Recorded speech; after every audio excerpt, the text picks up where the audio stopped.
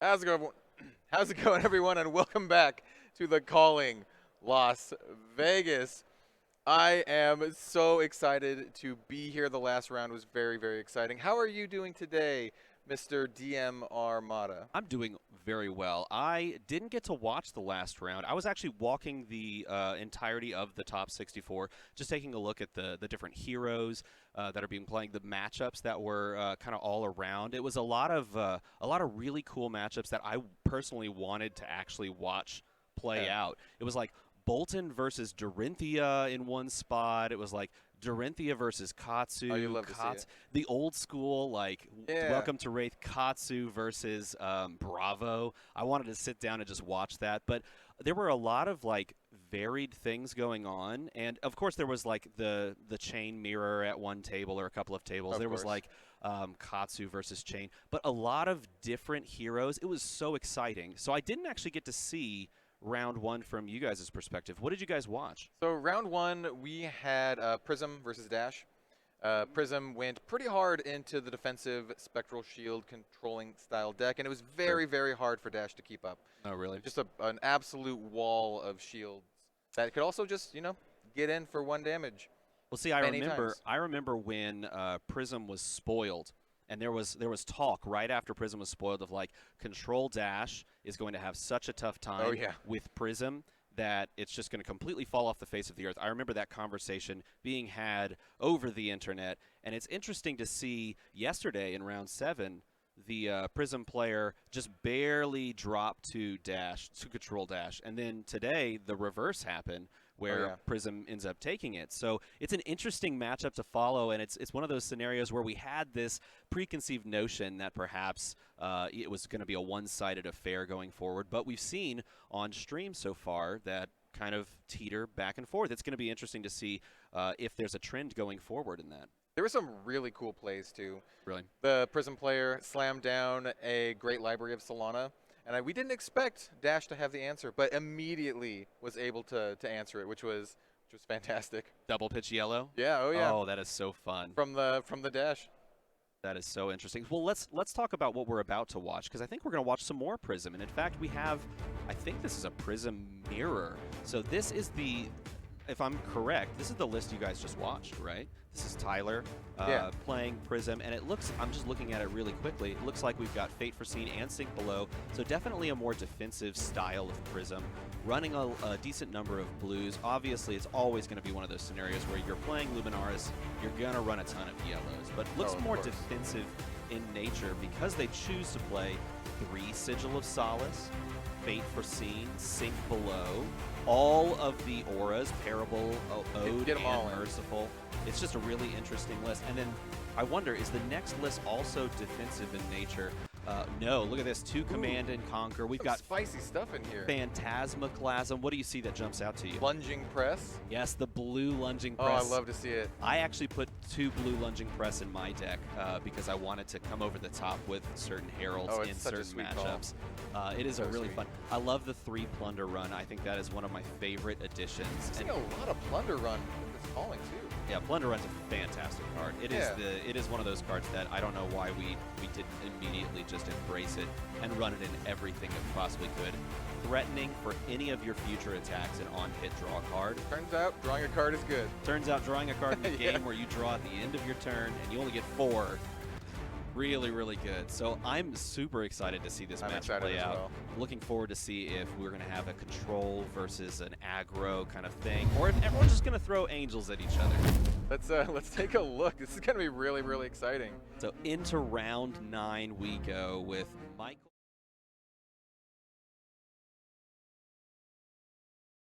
Jumping into round number 9. This is going to be a really fun back and forth Prism matchup. I do want to point Not out. exactly the mirror. We have Arcanite Skullcap That's right. and the crown there. Oh, look at this. Flashing a Merciful Retribution immediately down. A very scary aura, threatening that if you destroy any of my Spectral Shields, you're taking damage. Yeah. Very, very scary. Plus, if you destroy Heralds, which I don't think we're going to see too many Heralds being phantasmed down. But if you do, you still take a point of damage from that destruction as well. We're starting the Spectral Shield train already. Look at this. They're both just jamming down This is gonna Spectrals. Battle of the auras. Oh, so interesting. And so he's going to Phantasmal Footsteps block the attack here. Of course, because this is a weapon on your turn, you can attack with Merciful Retribution for 1. Think of it like another Spectral Shield when it's your turn. It's a very interesting card. This is going to be a crazy matchup of people playing Instants and Auras and Spectrals. I have a feeling those footsteps are going to block a lot of damage this game. Well, they could. They could also just explode if they block That's a Herald. true. So that is true. We will see. Both people playing Dreamweavers as well. Yeah. Which is interesting because I don't really think, and you tell me what you think, do you think you're going to see much popping at all of that Phantasm? It's going to be very interesting, especially after we've seen all of these auras. Perhaps they're just setting up so they can, guarantee that they can attack in with something like a Herald of Erudition.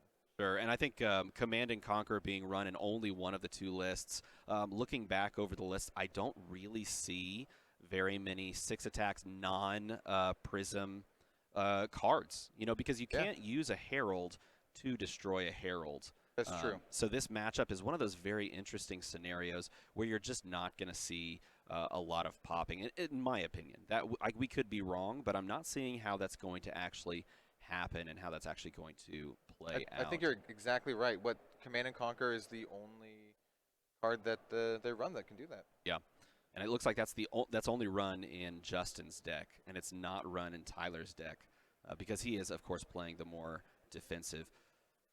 That does mean the Angels can come in fast and furious if they want. Exactly, which is going to be interesting. Oh, and just jamming down his own. Look at this, jamming down his own Merciful Retribution with 3 Spectrals already. And, of course, because you pitched the yellow, go again. All of these have go again. So it's just going to go 1, 1, 1. And by the way, he played. Yeah. 1. Just coming across. Oh, and then trying to finish off his opponent's aura here. He's attacking into it with the thing. Oh, he's going to pop here.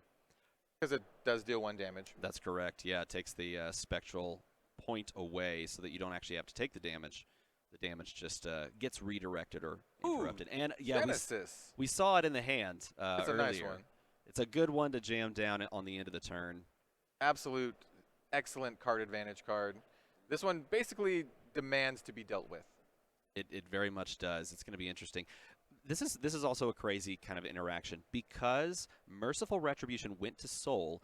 Vestige of Soul is active on your opponent's turn, so you can pitch a blue and play a Genesis instead of pitching a blue and a yellow or something. Yeah, that's really good.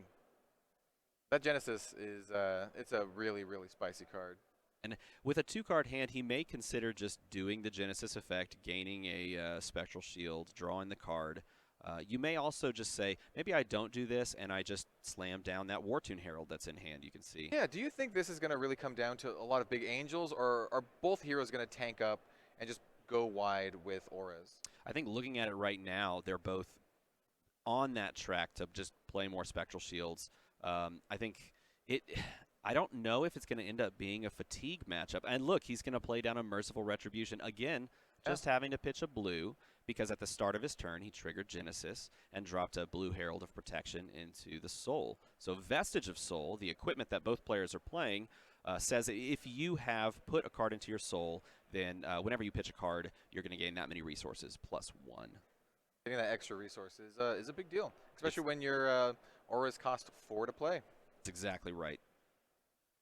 So then, of course, because he has 2 auras, these on his turn are 1-attack weapons. They do not currently have go again. We do not have a yellow pitch card in the pitch zone. And it's interesting, too. I think right now Tyler's actually considering, at instant speed, making some sort of a decision on playing perhaps another aura from his hand. Or maybe Justin's considering, because, as you mentioned, there is no yellow in pitch, maybe he's considering just attacking with 1 and passing the turn because it doesn't have go again. Like we talked in the last round, Flesh and Blood is a game where you can't just pitch for no reason. You have to have a reason to pitch. So even if he had a yellow card in his hand, he couldn't just pitch it just because. Oh, and look, he's going to send the Spectral Shield over to the Merciful Retribution, triggering Spectra, which basically ends the turn. Because Merciful Retribution is destroyed, it sees itself get destroyed, it deals 1 damage directly back to Justin, and that damage is soaked by the Spectral Shield. So basically, you just throw it at that, and the Spectral Shield will end up exploding. Exactly. If you're sitting here as Justin, I think you're pretty happy. What is he going to flash down here? This is interesting because again, a card went to Soul this turn on your opponent's turn. Okay, so I saw a Herald of Erudition in his hand. There's the Arc Light Sentinel coming down. This is a great time to play Arc Light Sentinel when you can basically do it at the end of your opponent's turn and make them have to make tough decisions on their turn. It's going to be really tough, yeah. I do believe the last card in Tyler's hand before he drew up was a Herald of Erudition. Yeah, I did see that Herald on Tyler's side. I think he's got one card in hand and a Herald, allowing him to play the Herald of Erudition if he wanted to. And again, we talked about it. There's not much that can happen to stop that, depending on the hand, of course. There's not much that can happen to really defend that. So you'd have to rely on creating Spectral Shields plus a card from hand to block it if he chooses to play an Erudition in this matchup. Justin here does have one card in his, or two cards in his soul, right? I believe, yeah, there's multiple cards. There's the Herald of Erudition coming down yellow, so it does have go again. But if it is destroyed, then it would end the turn rather than... I think I spy... Do you see it? Some defense reactions. You see it? Yeah. There's a Soul Shield in hand, so he can actually just defend this comfortably by pitching to... Look, he could even pitch his own Herald of Erudition. It looks like he's got one in his hand as well. So let's see if he keeps that. Yeah, and then maybe he plays it on his own turn. Sure. That is definitely a line there. Also depends on what his other two cards pitch for. That's entirely true. I think we see a blue pitch in his hand. So just counting up what he wants to do here, how he wants to play out his own turn, and then how he wants to defend against this Erudition. That's basically how you play Flesh and Blood. You really need to plan out your own turn on your opponent's turn. Yeah. Figure out what you need to do, what you'll still have resources for. And things get a little bit more complex when both players can play on each other's turn. Oh yeah, for sure, for sure. So he is going to slam down the Soul Shield as a defense reaction in the reaction step. By the way, if you're new to Flesh and Blood, there is a moment after the attack is declared where the player can choose to block with cards from hand. After they do so, they defend with defense reactions or play attack reactions, and that's when we saw this Soul Shield go. Here we see all of these auras coming in. Just coming in for the attack. Once again, death by 1,000 cuts. Get that Arc Light Sentinel in there too. It's so funny that Arc Light can just attack. I love it. You almost never see Arc Light Sentinel like come in for an attack. I think at the end here he jams into the Genesis, popping the Genesis, sending that to the Soul. It also deals 1 damage back, so it's going to send one of those Spectral Shields packing. Definitely a good play here. You really want to clear up these auras on the board. You can't let your opponent have too many of them. This is such an interesting back and forth matchup, trying to decide when to dedicate your resources to try and attack your opponent, to create Spectral Shields, to disrupt your opponent with that Arc Light Sentinel. It makes this turn very uncomfortable because, look, he's got a 2-card hand, a 1 arsenal. We know there's an Erudition in hand, so you can't just jam down the Erudition. And he's going to pitch it away, and that, of course, has to go to the Arc Light Sentinel. The Arc Light Sentinel is powerful in that respect. All attacks, when an Arc Light is down, all attacks have to go to that. And it has Spectra, so it's going to basically end the turn immediately, unless you get a little tricky.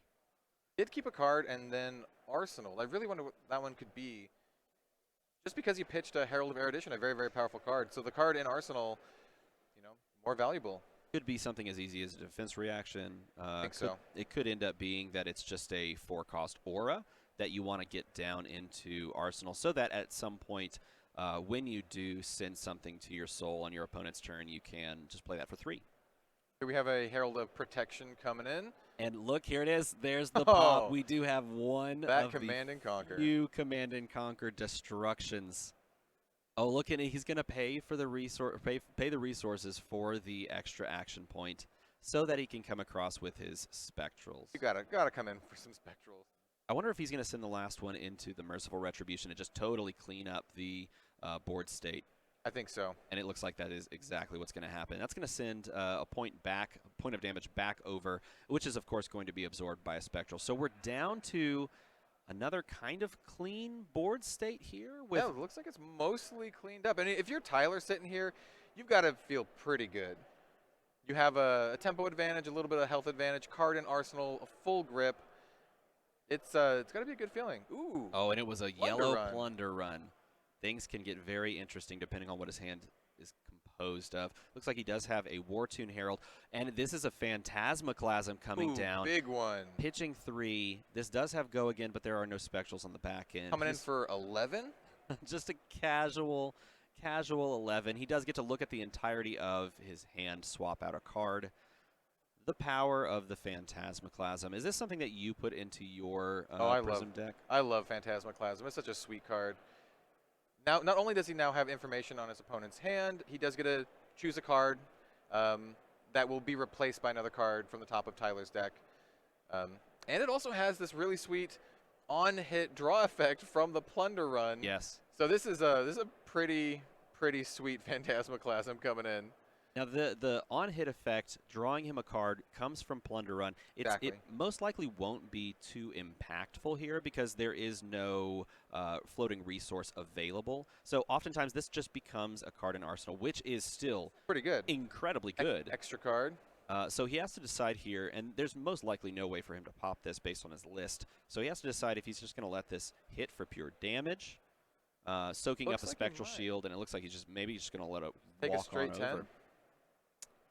Yeah, let him just walk on over and drop to 30, and then the match would be even if that were the case. Pretty nice hit. Drawing a card off of the Plunder Run effect, and like we said, just straight arsenaling the card. Drops down to 30. Oh, and to 33. So 30 plays 33 now over to Tyler. Pretty good turn from Justin there. I mean, when you can just jam down one card and also draw a card, yeah. We have another Arc Light Sentinel coming in on his own turn and attacking for 1. And look at this hand. He had 4 yellow cards. So in order to play Arclight Sentinel, you literally just have to pitch away the rest of the cards in your hand. How do you like this play, playing this Arc Light Sentinel over any of the other auras in his hand? I do see some other options there. Yeah, it's a good question. And trying to look upside down, I know we see the Parable of Humility. I don't think Parable of Humility has much play in this matchup. Though I want to recheck the text on that because I wonder if that applies to Spectral Shields. Nevertheless, I do think jamming down an Arclight Sentinel when you can on your own turn and draw up after that is literally the best time to play Arclight. It's a pretty sweet play. Playing Arclight on your opponent's turn can oftentimes just lead to you not doing anything on your turn and then drawing back up and just delaying their plays by 1 turn. Yeah. So if you can play Arclight on your turn and redraw, you feel a lot more comfortable. I And think it's a great play. It does look like Parable of Humility says attack action cards controlled by opposing hero have -1. So in this scenario, it doesn't have nearly as much play. Herald of Triumph, my favorite Herald, coming down. It's a sweet one. It really is nice. And absolutely fantastic art by Sam Yang there. It is. I think it's my favorite Herald art, and all of the Heralds are beautiful, but that one tops my list. I think he's got another defense reaction in hand. Oh, Ode to Wrath coming down. Ode to Wrath, and then attacking with the Ode to Wrath for 1. Basically just saying, I'm a ninja, Kadachi. Exactly, yeah. Here's my Aura Kadachi. Pitching some pretty spicy cards there. Yeah, Celestial Cataclysm, which, as you can see, he's got no cards in Soul, and most likely won't be building up a Soul in this game. So doesn't have the hello Library, great library of Solana. Fable alert is down. This is interesting in this matchup because you could, as the opposing player, you can very easily destroy the library. Oh yeah. Or you could take advantage of it. Which one do you think Justin's going to lean towards? I have no clue. It'll be very interesting to see. I will say, I'll be honest with you. I've never been in the situation where I could choose to destroy a great library of Solana. And I don't know what decision I would make, and I'm just fascinated to see what he ends up doing. Because taking advantage of it for you, it's a symmetrical effect. Yeah. Your opponent has to pay for it. You get free just value off of it. And it's really interesting because Justin kind of has first crack at it, even though Tyler played it. Oh, look at this Plunder Run again from Arsenal, pitching a Soul Shield to play the Herald of Rebirth for 5, but it's really not for 5, it's for 7. Quite scary. Oh, choosing to block with equipment piece. Indeed, and this is the difference of these. Another difference of these two lists is that one of them is running Arcanite Skullcap, which allows for the block and for the block for a full 8 here, with the Soul Shield coming in as a defense reaction. We'll go to the Soul at the end of the chain. Got another Herald coming in. Yeah, again pitching away a yellow Herald of Erudition, saving those for the late game. Coming in for 7. These Angels are threatening. We've already talked about this before. It's like almost impossible to pop them in this matchup. And this is still threatening the Plunder run, by the way. If it hits, draws a card, probably just puts it in your arsenal, unless you draw into a second Wartune Herald. If you do, then you just play that one down, play too. it again, because you're floating a resource. Continue the beatdown. See how this plays out. That does go to Soul. It hits. He just takes all 7. Draws the card. Let's see what he ends up drawing. Oh, and he ends up drawing a Herald of Protection. So most likely just going to sink down into the arsenal, unless you wanted to make the crazy play of pitching it away, creating a Spectral Shield, and sending the Spectral Shield on over. Oh, yeah. I think that is that very well could be a play. It's dangerous. I think that's what he's considering right now. You could just also say, I just want an arsenal card and a huge hand. Yeah. Yeah. I think we have the Soul Shield going into the Soul. Plus the block on the Skull Cap with a counter going onto the Skull Cap, most likely here. Oh, look, he's pitching to play down his own Genesis. Genesis, nice. Really, really nice. Look, he is going to pitch and is going to make a Spectral Shield. Pitching away, banishing a card from Soul, creating a Spectral Shield, and saying, hey, I'm going to attack one of your... I guess he's probably going to attack Genesis at this point. I think you just have to. I think you just have to, yeah. Which is a hilarious interaction because you say, okay, I will not do anything. Will you flash down something that I want to destroy? And it turns out, yes, I will. Yeah, I will. Because you acted, I can still act because I still have an action point. Yep. And so I will do this. Yeah. And of course, Justin here is going to draw 5 cards for the end of his turn because of that great library of Solana, because he had pitched at least 2 yellow cards. Oh, is this an Art of War in Justin's hand? I think so. I think so. Art of War in Prism is highly underrated. Art of War period is just a fantastic card. It's an amazing card. And playing it in Prism is not often seen, but is very powerful. We did see it played in the last match, mostly for the defensive aspects of it, getting more defense here. But who knows? We could see some pretty strong offensive applications for Art of War in this matchup. Yep. So playing down, using the Otarath there, attacking with the Otarath, I believe is the play. Gonna pop that Spectral Shield, prevent the damage. I think both players are pretty happy with this great library just sitting around. It's so weird to see 2 players with 5-card hands in an arsenal or something like that. It's like that is so not what you see in Flesh and Blood, a game where you draw 4 cards so often, unless you're literally playing Data Doll. And now here we are. Everyone's got 5 cards. Maybe you got 6 if you got an arsenal. It's a whole new ball game. Do you think this game is going to revolve around this great library and having this just bigger pool of cards to select from every turn? Well, think of it this way. It's almost like, and here got comes that Art of War. Here comes the Art of War. Is he gonna banish and draw 2? The +1 is always great here. The dedicated go again is kind of cool. Yeah, it looks like the banish a Wartune Herald red to draw 2 cards. Banish the red one. It's a very efficient card. It's interesting, like I was saying, when you're both playing with the Library of Solana, it's like you both almost have access to like baby versions of Tome of Divinity when Tome of Divinity comes down and draws you 2 cards. It's essentially like everyone's playing like a weird Tome of Divinity each turn. You still need to get that. Oh, it looks like we're going to have a activation here. Yeah, he wants to get a card into his soul. He's going to put a Genesis into his soul, draw a card, and this means that he can pitch things away and trigger Vestige of Soul to gain more resources on top of that. And look, he's going to flash a Tome of Divinity down. There we go. Drawing 3 cards. Another blue pitch card, though. He pitches the blue because he can pitch 3 for Tome of Divinity instead of 4 since he put a card in Soul. Yeah. And look at this. You in this moment, you really just want to look at that tomes, Celestial Cataclysm in there. You are okay having a Celestial. That's pretty spicy. And again, all of his attacks this turn, +1. +1, yeah. What's he going to play here? Herald of Rebirth? Herald coming down. Pitching away a Herald of Judgment. Doesn't have much play in this that's matchup. The first yellow pitch card in his pitch zone, so it does now have go again. Yes. And he needs 2 to get that extra card draw off of the Library of Solana. That's correct. And of course, we see that there's looks like there's 4 or maybe even 5 cards in his soul. So Yeah. Celestial Cataclysm is definitely going to get played here. You're kind of sad because you do want to see a Tome of Divinity. Put He that, just lets it just hit. put that Phantasmaclasm right on top. It worked for him before, so makes sense now. It is 9 damage. Nothing to sneeze at all. Following up with the same card. Same second verse, same as the first. Does he just say, hey, by the way, here's another Herald of Rebirth for 7. Do you want to take this one as well? Love this swap from all of this like auras and token making to here's all of these huge angels with Go Again. This is a fascinating matchup. I love how they can kind of swap between the two kind of on the fly. He's just going to take it again, down to 9. It is 31 playing 9. What do you think Tyler is holding on to, just not blocking? I think there's a real, and there it is.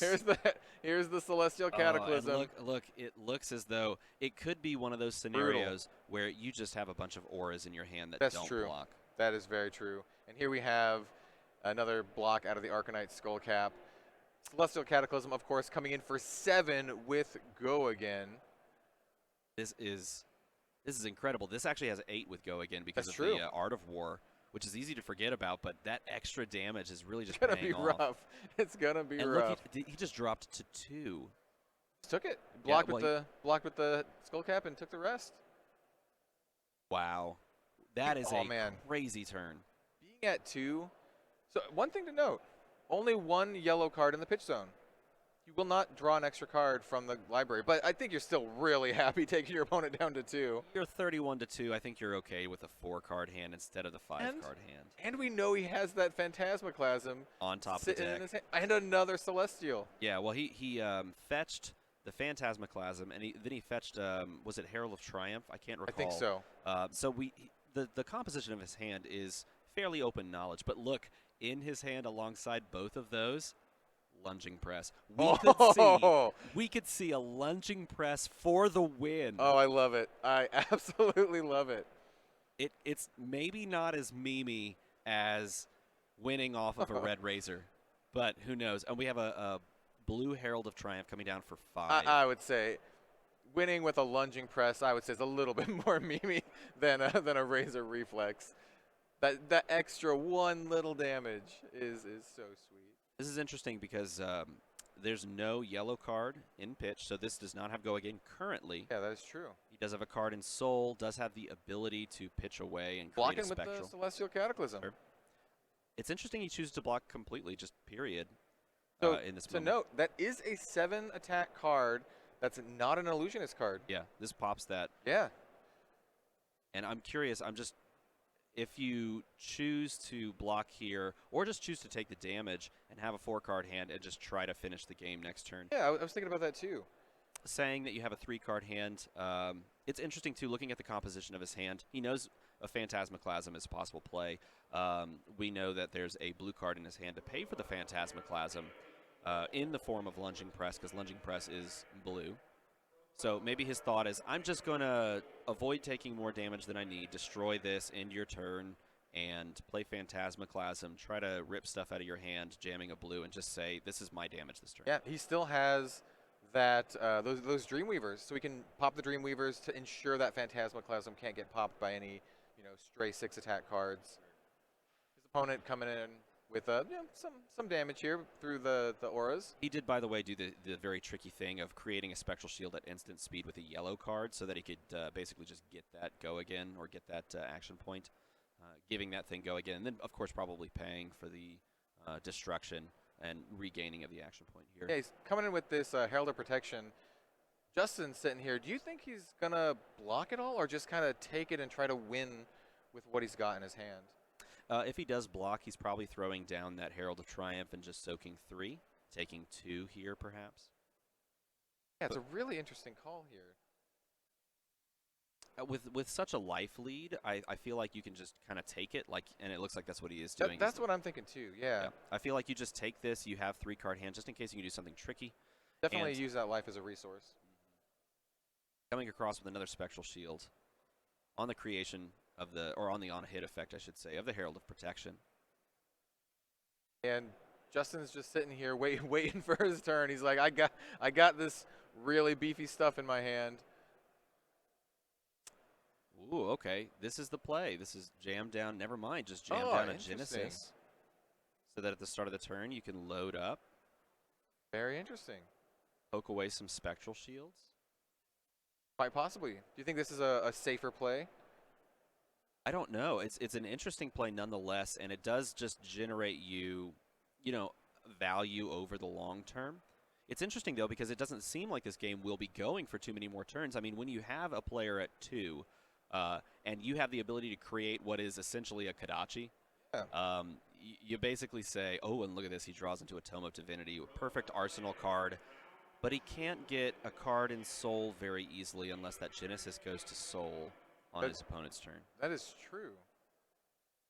Very, very true here. No cards in pitch zone right now, so his auras do not have go again. No.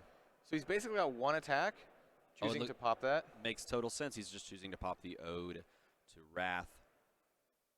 And going to arsenal that Tome of Divinity, pass on over, draws cards, be happy. Got some heralds in his hand. Is that a herald? We got a Herald of Protection, Plunder Run. I can't quite make out the other 2 cards. And do keep in mind, the library is still active, and he was not able to pitch away anything to gain that 5-card hand. 2 turns in a row for him, actually. This is true. And so even though it's a symmetrical effect, and generally symmetrical effects are good for the player that didn't have to pay for them, in this scenario, he's not making the plays necessary to benefit from. And from Tyler here, we have a Dreamweaver activation. Which usually means something like an Erudition, but instead, at this time, it's a War-Tune Herald yellow, coming in for 6. Wants to make sure that he can't pop that. We have seen Justin, come in with a lot of cards that can break that Phantasm. Very interesting. It's 19-2, but tempo feels to be on the side of Tyler in a very strange way. I feel like Justin kind of he had the tempo, but kind of lost it.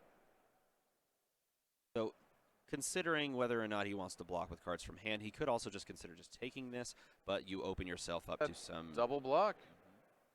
Open yourself up to some tricky counter plays with creating Spectral Shields, things like that.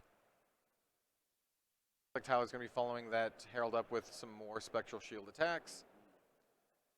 These are basically attacks. You don't really want to block these. They're coming in for 1. You don't want to waste a card in hand to block them. And oftentimes you can just let the Spectral Shield soak the Spectral Shield damage. Exactly.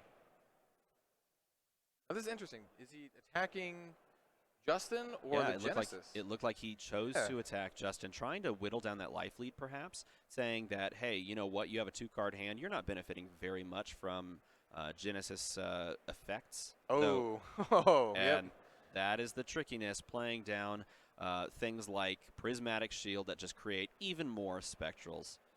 Now Justin is just staring at a wall of Spectral Shields. You know what? Now this is the perfect time to pop the Genesis. Yeah, perfect time. And it looks like that's exactly what's happening. Wow. I think you're entirely right. Tyler now has all of the tempo back. What a grip of... I mean, he's not going to draw 5. He had a yellow and a blue in pitch, so he is going to have a 4-card hand. Both players back to normal as far as, a normal hand size. But 5 Spectrals to hide behind. Oh, yeah. Feels so much more comfortable when you're at 2 life. Well, here we go. Another Herald. Yep, Herald of Triumph pitching a yellow Plunder Run saying, here's my hand. Hopefully he can get rid of some of those Spectral Shields. And at this point, I don't know what you think. What do you think about Tyler just blocking out this so that you can keep your Spectrals up?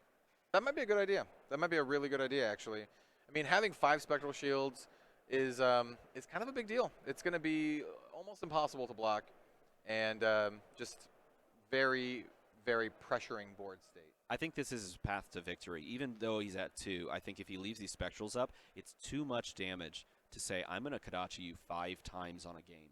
This is how the Prism player won against that Dash in round 1. Just overwhelm them with all of these Spectral Shields. Incredibly difficult to deal with. And that was incredibly difficult to block. That was Tyler too. This is Tyler. So he's doing the same exact play idea here. Let's see Very, what he's. Oh, what very is he trying to comfortable. do here? Pitching a Genesis. Yep, he's going to just full block, say 2 cards from hand, and pitching to block with the Phantasmal Footsteps for 7. No damage goes Destroyed. through. Those footsteps will be destroyed on this attack. No damage goes through at all, and I keep my Spectrals up. Most likely has a yellow to pitch in hand so that he can give those Spectrals go again. Very interesting going here. See what, after the draw up, there's another chance for an Art of War turn. Might be a way for him to get over the hump on these Spectral Shields. Another lunging press as well. Hey, look, more Spectral Shields. Is able to pitch away an Ode to Wrath yellow so that he can give all of these go again and just say 1, 2, 3, 4, 5, 6. Yep, Would you like him? Just coming in. And Justin's probably content Yeah. here to say yes. Yeah. His reaction. He's like, "Yep, I'm just gonna take it. It's not worth it. Not worth it to block it out." Some very interesting implications here going forward onto this next turn because you can play Art of War. You can pitch away like a yellow or a blue or something like that, draw, banish, give +1. You could choose go again. We know there's a Tome of Divinity in hand, so he's really incentivized to somehow get a card into his soul so he can jam that down. Definitely can't count out that card in Arsenal. Yeah. It's sitting in Arsenal being a constant threat, even though Tyler doesn't perhaps know that it's a Tome of Divinity. He knows that it's been there for a while, and he's taken away cards successfully so that it can't be jammed down and played. We have the Art of War. I think it's a decent bet that he chooses +1 and draw 2. I would agree. See, I guess I would imagine that they're asking, can I play an instant in response to this instant Art of War before he chooses? Perhaps that is the question. Nevertheless, he is going to have to choose to pitch a card. Interesting to see what he pitches and what he banishes. I agree. It looked like he's gripping the lunging press to pitch, possibly. That's correct. The lunging press, so that he can pitch that, float 2 resources, maybe pay for a 2-cost Herald. I think that's where you want to be. Yeah. Little bit of deliberation with the judge here. Again, just trying to find a way to get over the Spectral Shields because there's 6 Spectral Shields. It's a wall. So our opponent looks like they're at 2 health, but they're not quite at 2 health.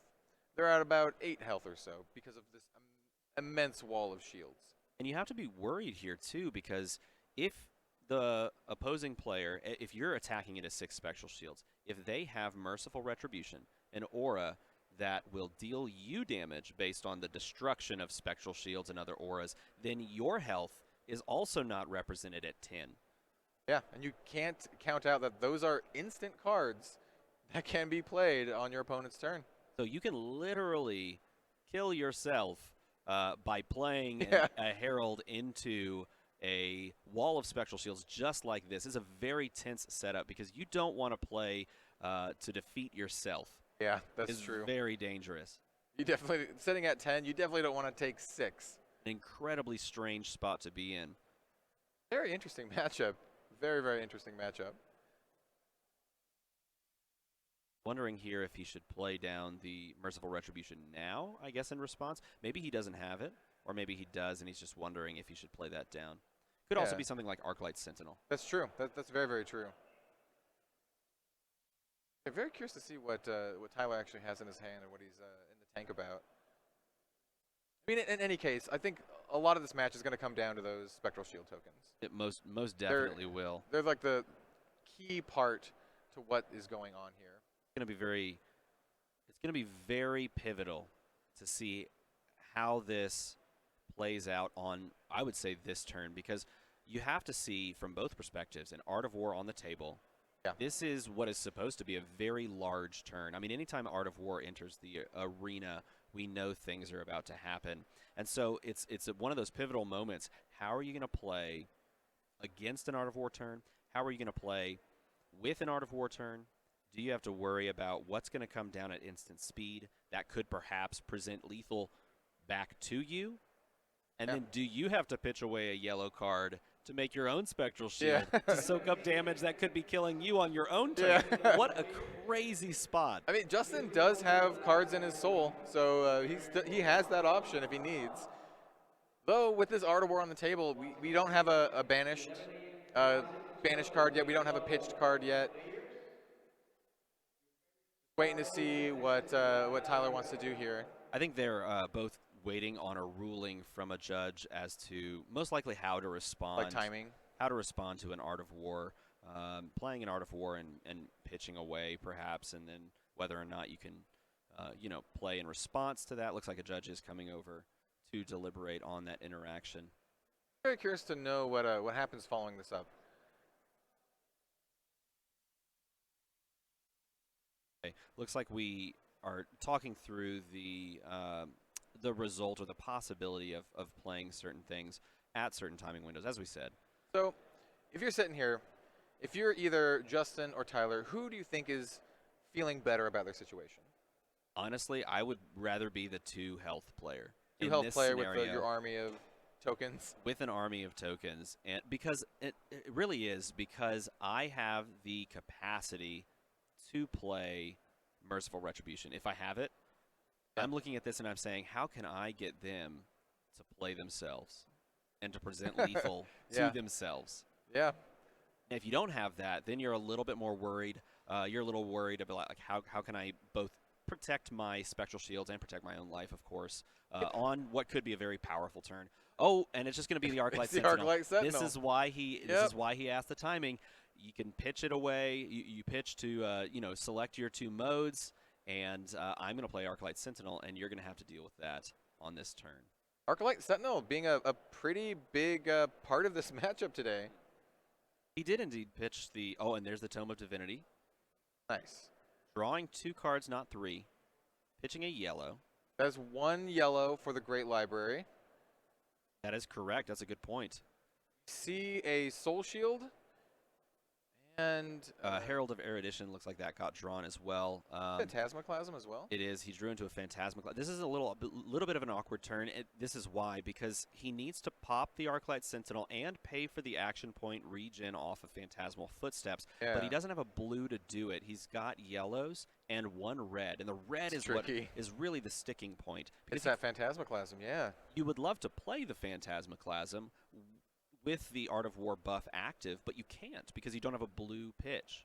It's by a Herald of Erudition as well. Yes, the Herald was drawn, and he looks like he's just content to kill the Arclight Sentinel, have a Spectral, and arsenal the Herald of Erudition. Yeah, set up for a decent turn. Oh, by the way, I get to draw up to 5 because I pitched 2 yellows.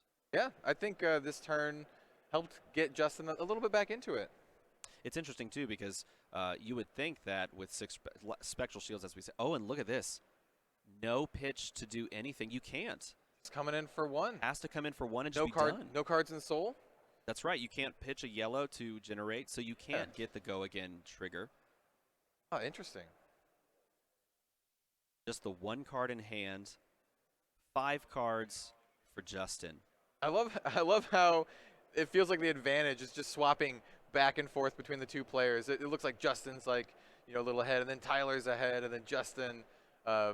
This is a really exciting match. This is still so scary though. Yeah. For both players, because you always have to worry in this position. If you take even just a little bit more damage as Justin, you have to worry about exactly that card you just pitched away. Herald. You have to worry about Merciful Retribution. Yeah, on the back. That's true.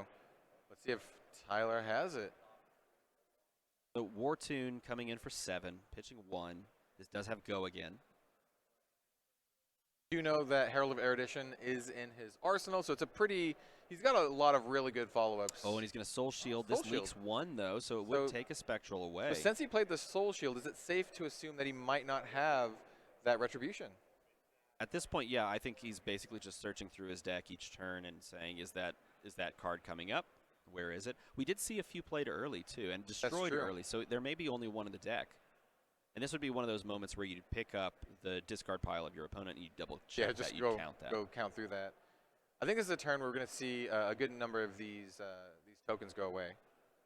I don't think you can play Herald. Yeah, and there's the Phantasmaclasm. Look at this, pitching away. Command and Conquer. Command and Conquer. Look at this hand. It was yellow, red, red, red, red. Yeah. Oh, is that a block with a Tome of Divinity? No, look at this. I think he just shows that a Tome of Divinity is down. Oh, no, he's showing the hand. That's correct. Shows the hand, cycles. He gets rid of the one card that can block. Yeah. The Tome of Divinity can't block. So still coming in for 9. We have 5 Spectral Shields on board. Opponent, Tyler's at 2. Yeah, a 3 block here is okay. Right? Yeah. Yeah, it drops you to 1. So if the card you just drew is a 3 block card. But we know that the other card is Tome, which has 0 block. Right. So if he drew something like the Retribution, which also has 0 block, this is this is rough. And there's no way to save yourself with equipment here because you can pitch to pay for Phantasmal and you can block with the Vestige of Soul, but that's just 2. Yeah. Leaving him taking exact lethal. I think we're going to see this Vestige. Come on in. This is so tense. We are down. We are down to it. This might be the last turn of the game. Oh, look, and there's the pitch. You have a pitch? Oh, it was. He drew into it's a 2-block card. Impenetrable Belief, which is a 2-block card. He's paying the resources here. I bet he pitched that one and not the Tome of Divinity. This does float him 2 resources. Maybe he has, a second Soul Shield in Arsenal? That could be the case. We don't know what that card in Arsenal is. Jamming down the Tome of Divinity to pitch another 2. Revealing what a card we can't actually see. Oh, it was a Prismatic Shield. Oh, there you go. I was gonna say, it looks like a red pitch card. He plays the Prismatic Shield to create more Spectrals, and that will save him. It's still gonna be Look at pretty this. rough. So he blocks 10, or essentially he blocks 2, but he's created up to 8 Spectral Shields, dropping him to 1 shield. 1 lone Spectral Shield token. No equipment. No cards in hand. Oh, he still has the boots. He still has the correct. boots. No cards in hand. His turn consists of passing. That's rough. And your opponent's turn consists of a full card. Drawn up. Still with that Herald of Erudition. He can come across Arsenal. with his Spectral Shield, of course. Yeah. For 1. Attack you for 1. Take it. Yeah. That's an easy take. And look at this. There's another Art of War. There's another Tome of Divinity. No. A little bit of an awkward thing here. You probably use the Tome to pay for the Art of War so that you can banish +1. Draw some cards. I mean, we said it before. Drawing cards is pretty good. Erudition from Arsenal can absolutely just crush this game because it's dominated. Yeah, that dominate is so scary. And all he has to combat that is a card block from hand, a pitch of a yellow to create a second Spectral, and block everything. Otherwise, there's going to be... Oh, and he's going to just Dreamweavers. Oh, yeah, just to guarantee... Oh, he's just gonna string them together like this. So Dreamweavers into Herald of Judgment, attacking for 6, saying you need to block all of this now and do your tricks now, and then I can decide how I want to play this Herald of Erudition with Dominate that you can't deal with anymore. Yeah. This is a smart play. Every attack, a lethal attack. Yeah, like you said, it's really gonna force Tyler's hand. At this point, he's basically saying you're going to need to do your tricks now. I'm going to need to see them.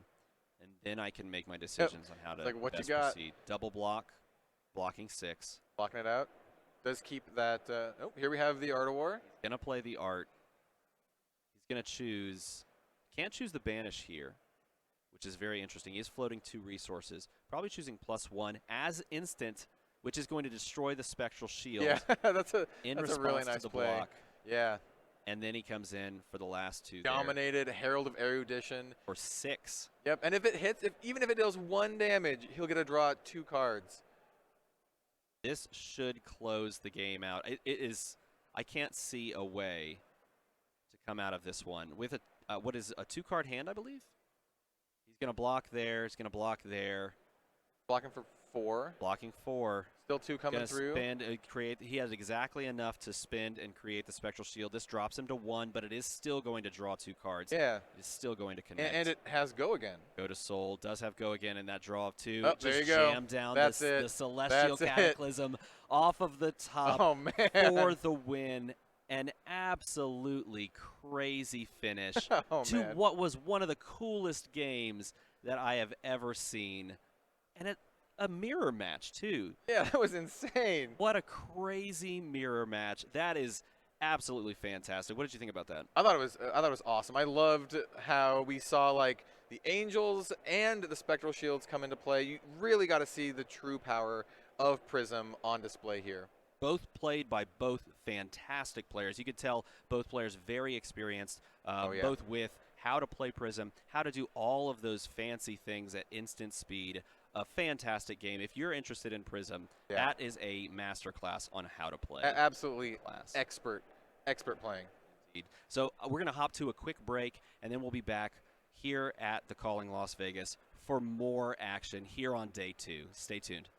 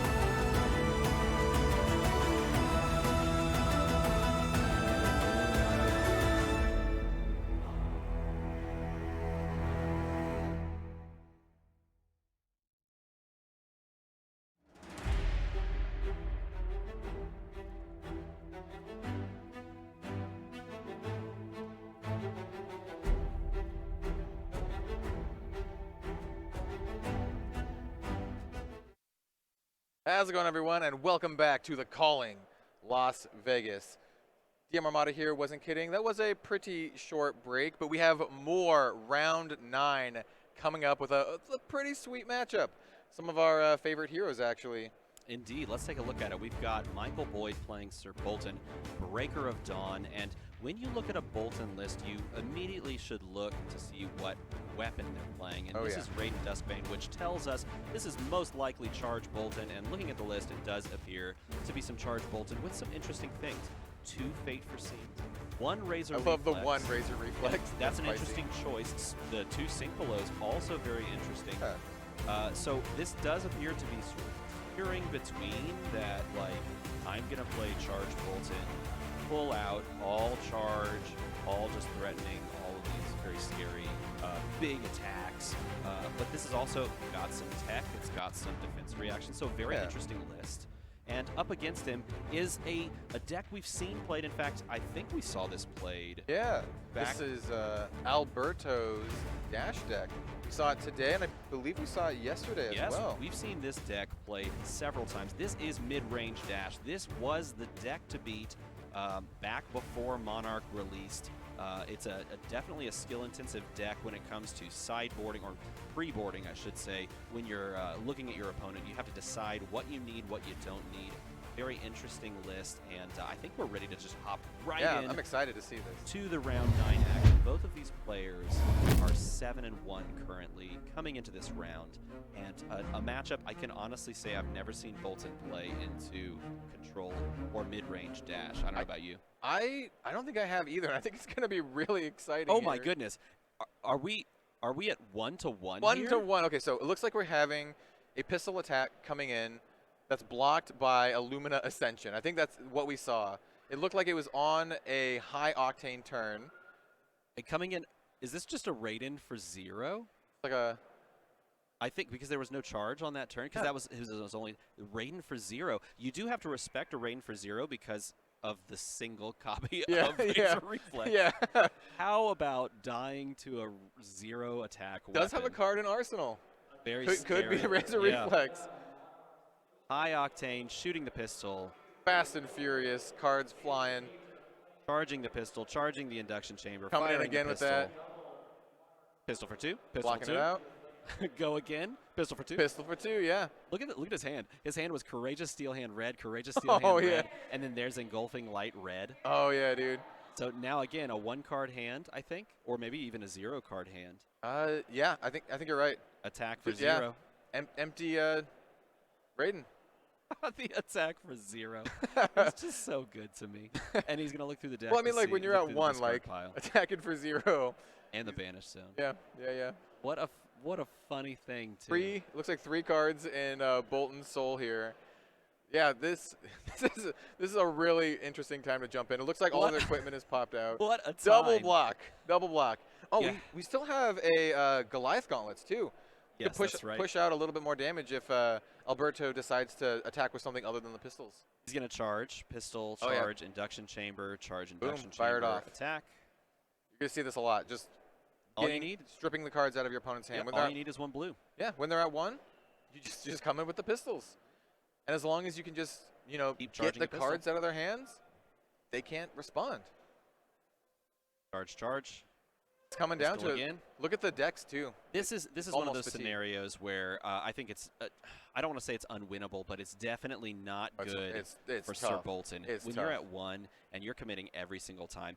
This is literally how Control Dash wants to win a game. When you boil everything down to its just base end game strategy, I have 2 cards. They're both blue. I'm going to pitch them. I'm going to attack you. I'm going to steal all of your cards from your hand. You're going to pass, and you will have no cards in deck. Yeah, 100%. And look at the number of cards in Sir Bolton's deck. Is that 1, maybe? It looks like a grand total of 1. This is, again, a classic constructed game where you start with at least 60 cards in your deck. Minimum 60, yeah. There is 1. And it's interesting to note that Dash has a decent amount. Yep, and that's oftentimes what ends up happening as well, because Dash can defend with all of those defense reactions that they play. Yeah, and all Dash needs is some resources to fire off those shots. Yep. Coming in for 0 again, the classic 0 attack. Dire straits for Michael here. Does have a card in his hand to be able to pitch. That's true. Play a Razor if he has it. That is true. Can't play things like Courageous Steel Hand in this current scenario because you haven't charged, so that attack reaction does not allow you to come over the top. And you have a pitch. Ooh, coming in. Oh, this could seal the deal. Yeah. And he's boosting high speed impact coming across, saying you have to dedicate cards to block. Oh, and there's a reaction. A 0. Ops nothing. I love that. All opt. Oh wait. Oh, and look at this. He's going to tap the Teklo Foundry Heart so that he can draw his 2 cards and reveal and then get more resources. Yeah. And this Pistol might block. just be it. See if he's got it. Thinking about the Goliath Gauntlet? Feathering the Goliath Gauntlet, thinking maybe I just want to +2 and send something big over. Maybe that's all he needs. Yeah, I mean, it's a really interesting decision from Alberto's perspective here. Oh, there we go. Goliath Gauntlet into a throttle. That could just steal it. That could just end it up. It's a pretty heavy-hitting attack. Going to jam those 2 down. Is that a full block, a full steal from the hand? But now Michael's sitting at no cards. No cards. Whatever's in that arsenal, if it costs anything, it can't be played. All he can do this turn. This is so fascinating to see a full-on display of what a fundamental end game looks like. This is literally how you would end a game. Yep, just you're down to swinging weapons at each other. When you're Though, fully fatigued. that Teklo Foundry Heart has no counters on it. It can still block. Doesn't even matter. There's Yeah. nothing. There's nothing that the Bolton player can do. Like, all he does right here, Alberto has everything. pass over, shoot him, and win That's the game. game. Yep. That's game. what a crazy place to that enter was that nuts. game. That was nuts. something else. That is literally exactly what a Dash control player wants to do, is take every card from your deck and then end the game with a pistol. Yeah, having those 2 induction chambers down there, firing off multiple pistols. So I started blasting. Yeah. So I started. That's right. That's exactly yeah. right. What a crazy game to jump into and see the conclusion of. Hang out here with us for a little bit longer. We're going to go to a quick break, and then we'll jump in to the next round action here on day 2 of the Calling Las Vegas.